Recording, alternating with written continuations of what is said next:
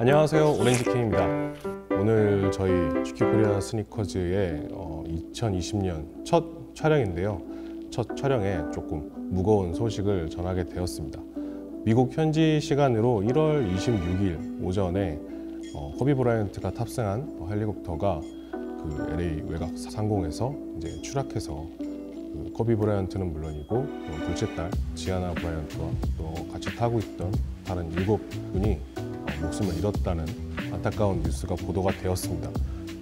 저희 GQ 코리아 스니커즈도 이 코비 브라이언트를 추모하는 그런 의미에서 코비 브라이언트가 NBA에서 신었던 신발들을 중요한 신발들 몇 개를 알아보고 그에 대한 이야기를 좀 나누는 시간을 가지려고 합니다.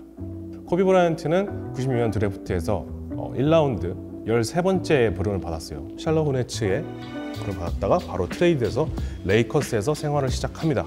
코비 브라이언트가 유명했던 거는 고등학생이라는 이유도 있었지만 마이클 조던과 비교가 굉장히 많이 됐었어요. 루키 시절부터 그의 커리어가 끝날 때까지 계속해서 마이클 조던과 비교가 됐는데 그 이유는 마이클 조던과 포지션이 똑같고 플레이 스타일도 굉장히 흡사하죠. 그 다음에 체구도 비슷하고요. 하지만 달랐던 점은 코비 브라이언트는 이 LA 레이커스에서 역사를 시작했다는 점이고, 그리고 마이클 조던이 나이키, 에어 조던을 신었던 것과 완전 반대로 아디다스에서 스폰서를 받아서 아디다스 신발을 운동화를 신고 이제 경기를 시작했어요. 리그에 첫 발을 들여서 코비 브라이언트가 처음으로 신었던 신발은 아디다스 엘리베이션 EQT라는 모델입니다. 굉장히 그 당시에는 뭔가 이렇게 우락부락하고 이렇게 벌쾌하고 이런 느낌이었었는데 요즘 이제 2020년대에 와서 다시 모델을 다시 보면 굉장히 상당히 디자인이 좋았던 제품으로 기억합니다. 코비 브라이언트는 이 아디다스 엘리베이션 EQT라는 신발을 신고 생애 첫 올스타전에 나가서 슬램덩크 컨테스트 챔피언의 자리에 오릅니다. 이후 이제 97, 98 코비 브라이언트의 두 번째 시즌에는 KB8이라는 신발, 코비 브라이언트의 약자와 코비 브라이언트의 번호 8번을 합쳐서 KB8이라는 신발을 처음으로 받게 돼요. 코비 브라이언트의 이름이 들어간 첫 번째 시그니처가 된 거죠. 현재는 이 코비 브라이언트가 아디다스에서 나이키로 넘어갔기 때문에 KB8이라는 이름을 쓰지 못하고 크레이지 8이라는 이름으로 레트로가 돼서 나오고 있어요. 이 신발을 기억하는 분들이 굉장히 많을 거예요. 왜냐하면 최근까지도 레트로가 계속 됐었거든요. 이 디자인이 워낙 좋았기 때문에 아디다스에서 발매한 코비 시리즈 중에서는 가장 많은 사랑을 받는 제품이기도 합니다. 코비는 이 신발을 신고 이제 생애 첫 올스타 게임, 그러니까 본 게임 무대에 들어섭니다. 이게 본 게임 무대에 들어서서 이제 슈팅 가드 포지션이었고 이제 서부에 소속된 레이커스 선수였기 때문에 반대쪽 상대팀에 있는 이 동부에 소속된 마이클 조던하고 포지션이 겹쳐서 이제 올스타에서 처음으로 마이클 조던을 상대로 둘이 격돌을 하게 되는데요. 이 젊은 패기를 가진 코비 브라이언트였기 때문에 또 마이클 조던은 이제 몇 년 후 은퇴를 이제 앞두고 있는 상황이었기 때문에 코비 브라이언트가 뭔가를 이제 세상에 또 마이클 조던으로 하여금 뭔가를 보여줘야 되겠다 이런 굉장히 패기가 있었어요. 그래서 막 마이클 조던을 상대로 막 슬램덩크 백덩크도 막 넣기도 하고 그랬던 모습이 굉장히 기억에 많이 남습니다.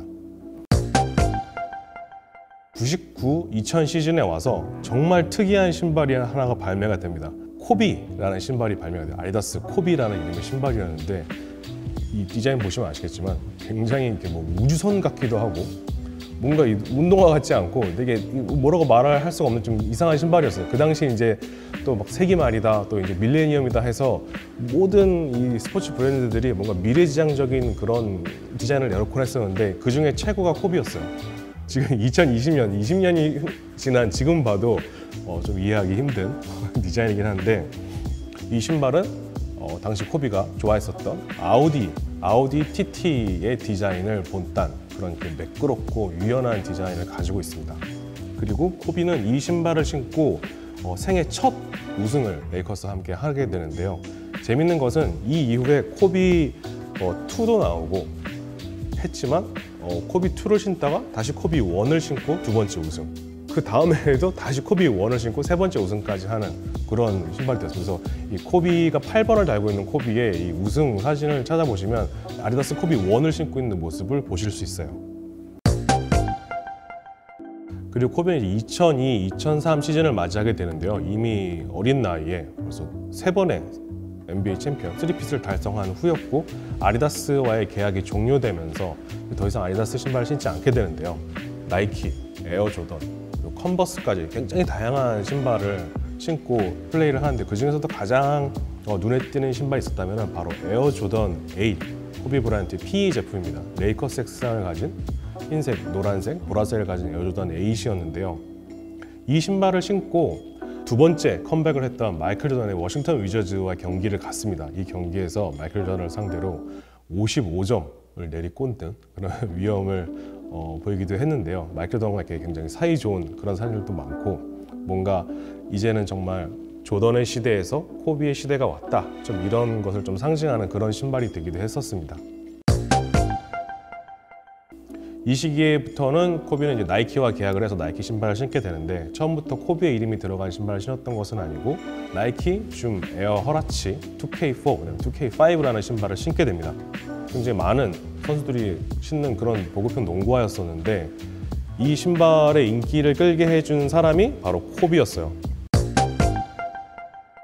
2005-2006 시즌에 나이키 줌 코비 1이라는 신발을 드디어 받게 되는데 이 나이키 줌 코비 1은 앞서 판매됐었던 허라치 시리즈 2K4와 2K5의 디자인 엘리먼트를 많이 갖고 있던 신발이었습니다. 저는 이 시기부터 코비 브라이언트의 진정한 역사가 시작되었다고 생각해요. 물론 좋은 선수였지만 또 샤킬 오닐과 좋은 듀오였지만 이제는 팀의 리더가 돼서 선수들을 이끄는 또 자신만의 팀이 된 그런 상황이었단 말이죠. 그 시기에 맞춰서 코비 1이라는 신발을 갖게 되었고 코비 브라이언트는 이 코비 1을 신고 당시 토론토 랩터스를 상대로 단일 경기 81득점이라는 정말 어마어마한 위협을 달성합니다. 이 기록은 당시 이제 1위였던 윌트 체인벌린의 이제 100점, 단일 경기 100점 득점 이후로는 이제 최고 득점, 그러니까 2위에 오른 그런 기록이 되었는데요. 사실상 이 윌트 체인벌린이 뛰었던 시기에는 굉장히 공격 수비 전환이 빠르고 득점을 좀 많이 할 수 있었던 그런 시기였대요. 그래서 어떻게 보면 코비의 81득점이 더 대단하다고 평가하는 분들도 굉장히 많습니다. 이후 코비2라는 제품이 나오게 되는데요. 코비2는 코비 브라이언트가 처음으로 자신의 신발 제작에 참여한 그런 신발이라고 합니다. 코비 브라이언트가 참여하게 되면서 정말 자신이 원하는 신발을 만들기 위해서 약 18개월이라는 시간 동안 이 신발을 디자인했다고 해요.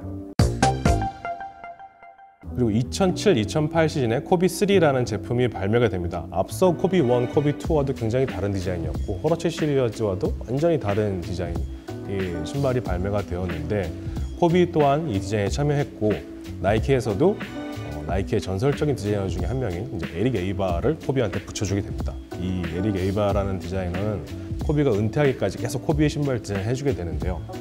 재밌는 점이 있다면 이 신발 어퍼 부분을 보면은 어퍼하고 아웃솔 부분에 다이아몬드 패턴들이 막 들어가 있어요. 그래서 이게 갑자기 왜 다이아몬드 패턴인가, 뱀의 비늘인가 뭐 이런 느낌이 있었었는데 알고 보니까 이 당시에 태어났었던 코비 브라이언트의 첫 번째 딸 나탈리아 디아만테 브라이언트의 그 중간 이름 디아만테, 다이아몬드라는 뜻이죠. 다이아몬드라는 이름을 따서 다이아몬드 패턴을 넣어주었다고 합니다. 줌코비4는 지금까지 코비가 신었던 그 어떤 신발들과도 다르게 생겼어요. 굉장히 로우컷 실루엣에 로우 프로파일, 낮은 그런 신발이었는데 당시에 뭐 NBA 팬들은 물론이고 NBA 선수들도 이 신발에 굉장히 의심을 많이 가졌어요. 아니 농구화인데 발목이 없으면 발목 다칠 거 아니야? 뭐 이렇게 생각을 했었는데 그 결과는 전혀 그렇지 않았고 코비 브라이언트는 이 신발을 신고 챔피언에 다시 한번 등극하고 그 다음에 파이널 MVP까지 거머쥐게 됩니다. 그리고 이 코비의 네 번째 우승이 굉장히 중요했던 이유 중에 하나는 그를 따라다녔던 수많은 비난, 샤킬은 없이는 안 된다, 너무 슛을 많이 쏜다, 너무 욕심이 많다, 뭐 이제 끝났다 이런 걸 완전히 잠식시키는 진짜 코비가 슈퍼스타 반열에 올랐다는 그런 증명이기도 했었습니다. 다음 시즌 2009-2010 시즌에는 코비 브라이언트는 이제 자신의 신발 디자이너였던 에릭 에이바에게 더 가볍고 더 낮은 신발을 만들어줄 것을 요청했어요. 마치 스포츠카들이 그렇잖아요. 더 낮고 더 가볍고 더 빠른 그런 신발을 원했는데 줌코비 5를 신고 다시 한번 NBA 결승전 무대에 오릅니다. 상대편은 보스턴 셀틱스였죠. 승리를 하고 코비 브라이언트 5번째 반지를 끼게 됩니다. 이후에 나온 코비 6, 그다음에 7 모두 굉장히 중요한 신발들이었지만 이제 안타깝게도 코비가 자신의 우상이었던 마이클 조던을 쫓기 위해서 6번째 반지를 굉장히 원하고 또 원했었는데요. 사실 이 역사는 언제나 해피엔딩일 수는 없기 때문에 코비가 그토록 원했던 6번째 반지는 낄 수 없게 되었어요. 코비는 2012, 2013 시즌을 맞습니다. 코비는 다시 한번 이제 에릭 에이바에게 더 가볍고 더 좋은 신발을 만들어줄 것을 요청했어요. 그래서 만들어진 코비 8 시스템이라는 신발은 엔지니어드 메시의, 주미어의, 루나론의 굉장히 가벼우면서도 푹신하고 또 빠른 그런 신발을 만들어 주었습니다. 하지만 이 시기에는 코비가 우승을 하기 위해서 고군분투를 너무 하다 보니까 잦은 부상에 굉장히 많이 시달리던 시기였어요. 이 팀의 성적은 떨어지는데 뭔가 멱살 캐리를 해서 플레이오프는 가야 되겠고 이런 시기였기 때문에 몸에 이제 피로가 축적된 거죠. 마지막에 이제 4쿼터 3분 남은 상황에서 돌파를 시도하다가 다시 한번 미끄러지듯 쓰러집니다. 근데 코비가 바로 일어나지 못했어요. 그리고서는 이제 발목을 이렇게 막 잡고 발목을 이렇게 막 주무르는 그런 화면이 잡혔는데 당시 NBA 해설자들이 이제 일어나기 위해서 이제 발목을 마사지하고 있다 뭐 이런 해설이 있었었는데 사실 나중에 코비 인터뷰에서 나온 이야기로는 힘줄을 찾고 있었다고 합니다. 뭔가 이렇게 팍 끊어지는 느낌이 났기 때문에 자신도 이제 아킬레스건이 끊어졌다는 걸 이제 인지한 거죠. 그래서 이제 끝났다라는 것을 좀 직감했던 것 같아요. 근데 그럼에도 불구하고 코비 브라이언트가 거기서 경기를 끝내지 않고 한쪽 다리를 절면서 질질 끌면서 프리드로우 2개를 성공시키고 나서야 경기장 밖으로 나갔습니다. 굉장히 많은 코비 팬들이 이제 울음을 터뜨렸던 장면이기도 하고 지금까지 수많았던 그 코비의 안티 팬들조차도 이제 그를 존경하게 되는 그런 장면이 아니었을까 해요. 2015년 플레이어스 트리뷴을 통해서 이제 은퇴할 것을 밝혔습니다. 그리고 이 시기에 나왔던 신발이 바로 코비 11이라는 신발이죠. 코비 11은 당시 나이키 최고의 기술력으로 만들어진 신발입니다. 주메어도 그렇고 그 당시 많이 쓰였던 플라이니트, 플라이와이어 모든 기술이 총 집합된 에릭 에이바의 역작과도 같은 신발이었는데 후에는 그 플라이니트 농구화 중에 완성형이었다라고 평가되기도 합니다. 코비는 이 신발을 신고 많은 경기를 뛰지 못했지만 그의 은퇴 경기에서 까만색 코비 11 페이드 투 블랙이라는 신발을 신고 코트의 마지막으로 서게 됩니다. 경기 전날 그다음에 경기장에 놀러온 샤키로니의 옛 동료죠. 샤키로니이 코비에게 이런 얘기를 했다고 해요. 50점은 넣어야 되지 않겠냐? 라고 했더니 코비가 그 전날에는 무리다라고 얘기했고 경기장에서는 이제 고개를 끄덕였다고 하죠. 근데 결국 코비는 이제 60점을 넣으면서 자신의 은퇴 경기에서 37살의 노장이 60점을 꽂아 넣으면서 자신의 은퇴 경기를 마무리하게 됩니다. 지금까지 이제 코비의 신발, 코비가 현역 시절에 신었던 신발들을 몇 가지를 뽑아서 이야기를 나눠보았는데요. 사실 코비의 사망 소식이 전해지고 촬영을 하고 있는 날까지도 조금 얼떨떨해요. 많은 유명 인사들 혹은 연예인들이 세상을 떠나고는 하지만 이 정도의 충격은 저도 좀 처음이었던 것 같아요. 저 자신도 사실은 코비를 미워했던 사람 중에 한 명이었고 마이클 조던의 업적을 이제 위협하는 존재였기 때문에 조금 더 인정하기 싫었던 것 같아요.